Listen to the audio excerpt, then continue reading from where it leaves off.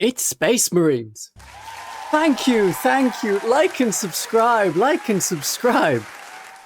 Why is it Space Marines, and what kind of Space Marines, and what other faction is going to be in the 11th edition launch box? Well, Space Marines are the poster boys. There is no need to risk the massive sales of a starter set by trying a different, less recognizable faction. The casual everyday person associates Warhammer with Space Marines. If the box has Space Marines in it, they know it's Warhammer, they know they go to the Warhammer shop to get it. So what will Games Workshop, printed in grayscale only, put in the box? I'm expecting Vanguard veterans, but they may be Jump Pack Blade Guard, and they'll be a unit of 3. I say this with the Blood Angels release in mind. Sword, shield, 1 Thunderhammer, 1 Lightning Claw option, but maybe not in the Monopose starter set. It could be 3 Marines with jump packs, swords and shields, and a captain with the jump pack to lead them, and the captain has a Thunderhammer, or twin Lightning Claws, something that isn't currently an option for the jump pack captain. The second unit would be Assault Terminators, with Lightning Claws and Thunderhammers. There's a bit of a theme going on. And like with the Leviathan 10th edition launch box, a monopose kit and then a multi-pose kit to follow. Sort of multi-pose. A few more arms and a little bit more joint flexibility before you glue them. The Assault Terminators need an upgrade because they've been going for about 10 years in their current much smaller form when put next to their fellow Terminator brethren. And unless there's going to be a sudden additional Space Marine release in the next 12 months, Assault Terminators may only come out in the 11th edition launch box around June, July 2026. I would prefer them to merge the Terminator and Assault Terminator kits to have options for either weapon, more like the Horus Heresy older Terminators, but with a pretty recent and nice standard Terminator kit, I doubt they would do that. So there's 2 elite units. We want a Space Marine more basic battle line unit. What about a tactical squad? In the past, we took it as granted that there would be a tactical squad in the box. 2nd edition through to 7th edition each had a tactical squad in the launch box. We would be super hyped for an upscaled Mark 7 Firstborn tactical squad, but that Mark 7 may end up being a Horus Heresy release as they do the end of the Horus Heresy and potentially start making models for the Scouring, as there is going to be a book series for the Scouring. That is when the Loyalists tried to gather their forces and drove the forces of Chaos into the Eye of Terror, where they mostly remained for the next 10,000 years. But the tactical squad could be in the Mark 10 Primaris Tacticus armor. The difference between them and Intercessors is that the tactical squad would have more weapon options. 1 Hellblaster plasma gun, 1 Primaris missile launcher, 1 Stern Guide style heavy bolter, 1 Pyre Blaster heavy flamer. 2 of those guns and suddenly every Space Marine player with Intercessors wants to upgrade them. The tactical squad returns. Then if you want to keep playing with the Primaris style, 30k style of having all the specialists in one squad, you can continue to do so. If you want to do the more flexible approach, you have the tactical squad and their armor will match the armor of the rest of your army. It will look consistent, the style is entirely your choice. And much like with the Space Wolf Bloodclaws and Grey Hunters, I'm sure there'll be some Mark 7 and Mark 6 helmets thrown in there. The other Firstborn unit that's in the Space Marine Codex that people keep pointing to and saying, that's going to go to Legends, that's going to disappear to Legends, it's the Devastator Squad. So are we going to have a Las Cannon Devastator Primaris squad? We've seen an all Plasma squad, we've seen an all Missile squad, we've seen an all Melter squad. That leaves heavy bolters, grav weapons, and las cannons. I don't think they'll do heavy bolters. They are too general as another bolt weapon. We have lots of bolt weapons already. I don't think they'll do grav weapons. Grav weapons and Volkite weapons are far more 30k Horus Heresy, and Games Workshop seems very keen to separate them and stop you from having one army that works in multiple game systems. Promises about the Derridio Dreadnought being able to be used in 40k and then finding out, oh yeah, it's Legend, so it's not everywhere. And the Demons getting split up into separate factions in Age of Sigmar to stop you having an Old World army that is also an Age of Sigmar army that is also a 40k army. And while you may want grav cannons as a unit, grav weapons were brought in around 7th edition as a way of injecting more interest in the Space Marines. Ooh, there's another kind of gun you can have. But it wasn't enough to tempt people to rebuy all their Space Marines. a full redo with Primaris upscaled Marines was. So a Mark 10 Primaris version of the Tactical Squad could tempt people to do away with those plain old bolter-only intercessors, as tactical intercessors come in, and you rebuy your Space Marines again. So Devastator Marines with las cannons is much more viable. And I'm sure we can make the las cannons extra silly and have extra scopes on top of their scopes. Is that everything? Well, no. We've also got to have a few more characters. We need a Lieutenant in Terminator armor, and we need a Lieutenant in Gravis armor, even though there may be no models in Gravis armor here, unless the las cannon Marines are in Gravis armor. Let's have a Lieutenant in Gravis armor that joins the Devastator squad. Or why not an Ancient with a banner in Terminator armor? The Ancient in Terminator armor exists because you can build one from the Blood Angels Assault Terminator box. That's an obvious character to get a refresh. And the launch box may have a tank with it. The 8th and 9th edition did not have a tank, the 10th edition had the Dreadnought, and some Tyranid monsters, something big.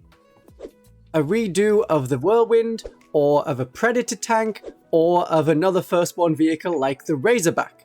A Razorback could be included to explain how transports work, and tanks generally, in the game, and it's a nice easy way to start the game off for new players. So is there going to be any chapter theme?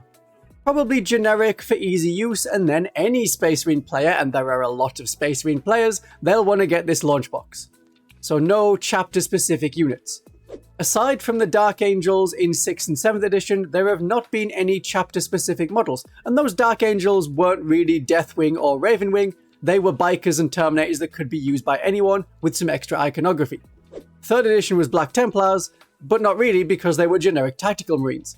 Same for the others. 2nd edition wasn't Blood Angels, just painted that way to match the box art, and to be tied into the Armageddon campaign that was going on.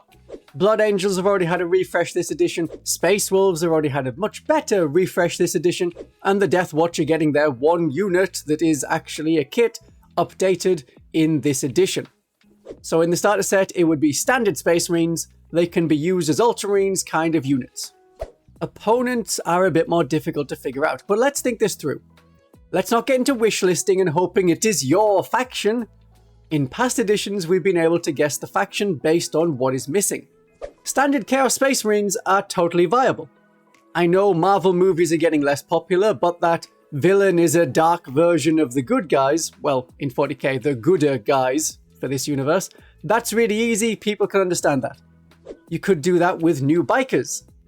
The bikes kit is very old, and we're already expecting new Raptors. It could be Emperor's Children, but hopefully they get something else in their range before 11th edition. If not, 11th edition could be the time to expand the Emperor's Children range. They haven't got specialized cultists of their own, they could do, and they are lacking many vehicles like the Predator. They need their own Sonic version. How about a Sonic Dreadnought? Again. Add in some Slanesh Demons, add in some Noise Marines, perhaps a Chaos Spawn that is a lot more Slanesh looking as a monster. And I'm not saying Doom Rider, but maybe Doom Rider? That can lead the Chaos Space Marine bikes, if we also had Chaos Space Marine bikes, but we'll do them for the Emperor's Children, however any Chaos Marine faction could take them. That could work as a good antagonist. They could do Thousand Suns to follow up on Space Marine 2, but honestly, playing Space Marine 2, the Tyranids are far more fun to kill than any of the rubric dusty Marines that appear in the game. And the Thousand Suns have a pretty complete range once you consider all of the Zangors and access to demons. It could be World Eaters. They did not get much of a range expansion when their codex came out.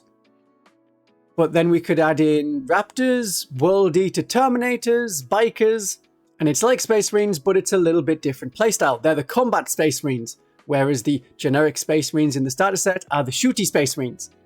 You don't want to have a one-to-one look. You don't want Tactical Marines against Legionaries, and Assault Terminators against Chaos Terminators. The 6th edition starter set had a very different look. The Chaos had Cultist and Elite Chosen, and a Hellbrute. The Dark Angels had Bikers and Terminators and a Tactical Squad. So alternates, maybe aliens. The Eldar have like all of their range. There is no big expansion needed to complete their army. Some of their units need updating, like Karandras, and we could have a Corsair theme or Exercise theme. That could be done, but starter sets usually focus on the core of an army and not launching a new sub-faction or risky, unusual army. Like, could you imagine if the 9th edition starter set had Kroot? A big expansion to Corsairs may happen for the Eldar, but later, not in the starter set. The Dark Eldar are due a range refresh. That will then put their Cabalites on 28mm bases. Most of their things are sold out online. But we are waiting on their 10th edition codex at time of recording, which could come with new units and new models. They are a potential enemy for the 11th edition starter box, as they were in the 3rd edition launch box. But scantily clad space elves that torture to keep their souls is not kid-friendly. Chaos Space Marines are at least comically evil.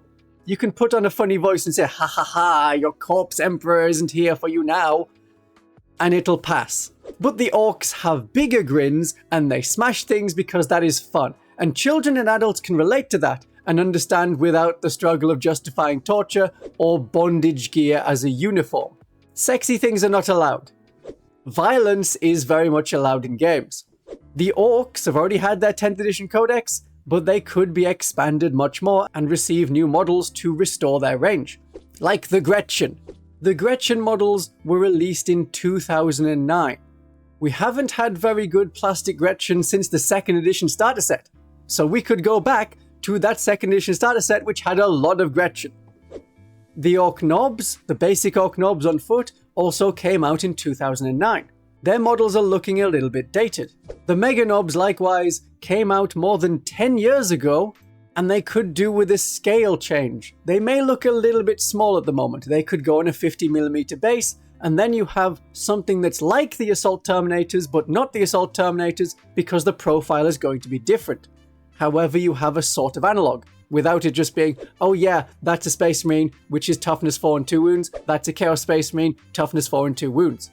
To fight the Vanguard veterans with their jump packs in the sky, the Storm Boys from 2009 could be updated. The Looters and Burner Boys are even older models from 2008. And if we have Devastators with las cannons, we can have their Orky alternate mirror. And if we want a tank, and we may want to tank something big that entices people to get that, because, oh look, it's tank and not just a horde of Gretchen, even though that's kind of cool. Have a looted wagon. That's thematic for the looters, and thematic for the orcs. You could have something that looks a bit like a Space Marine Rhino, but it's got a Lehman Russ turret on top. Then you have an immediate narrative within the box. The orcs have stolen and repurposed a tank from the Space Marines. Or if you want to stick with teaching transport tactics, have a war truck.